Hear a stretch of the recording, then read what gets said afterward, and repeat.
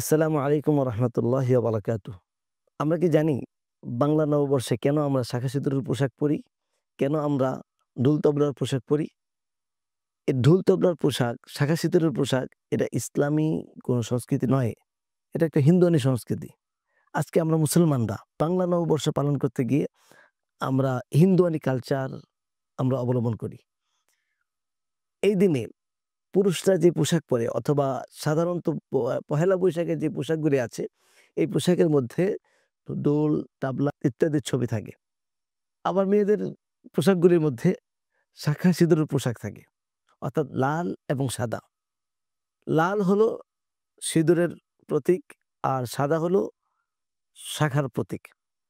এই শাঁখা সিঁদুরের প্রতীক দিয়ে আমরা একটি ধর্মীয় উৎসবের মতো, একটা উপাসনার মতো আমরা কিছু কাজ করছি।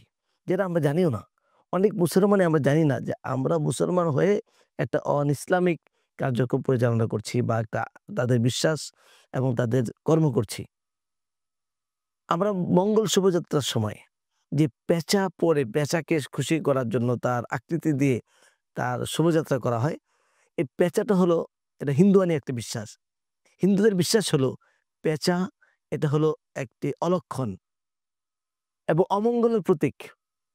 তাই বছরের শুরুর দিন এই পেঁচাকে তার আকৃতি দিয়ে তাকে খুশি করার জন্য তাকে পুরো শহর তাকে ঘুরিয়ে দেখা, তাকে রেলি করা, তাকে খুশি করা।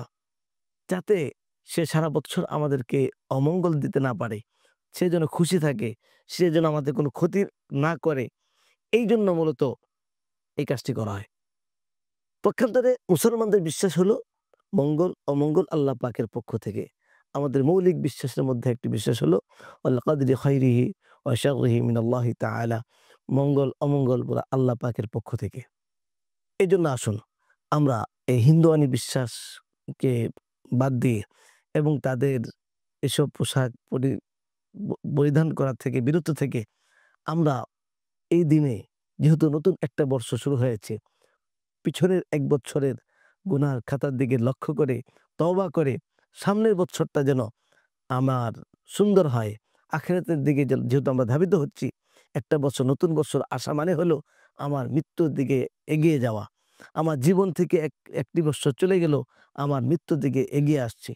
এইজন্য আমরা পরকালের দিকে ফিকির করে নিজের আখিরাতের চিন্তা করে এই দুনিয়াবি লোভ লালসা এবং ক্ষণস্থায়ী আমাদের ধোঁকার জিন্দেগি থেকে বেঁচে থেকে আখিরাতের চিন্তা করা এবং এ সমস্ত কুসংস্কৃতি এবং হিন্দুয়ানি অন-ইসলামিক কালচার থেকে বিরত থেকে ইসলামিক কালচার অনুযায়ী এই বর্ষটাকে আপন করা এবং পালন করা।